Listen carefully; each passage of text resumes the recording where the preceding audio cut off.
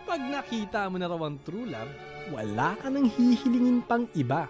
Dahil alam mong siya na ang pinapangarap mong makasama habang buhay. Yun nga lang, bago mo raw ito makita, marami ka munang pagdadaanan. Nandyan yung sa umpisa excited ka, pero pag nabusog ka, nakakasuya din pala. Mayroon naman matindi ang tama sa'yo.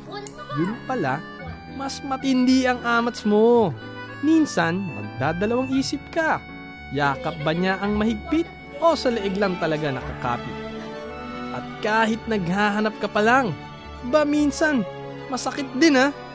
It hurts. Pero lahat ng yan, sa huli ay anino na lang. Kapag finally, nakita mo na siya.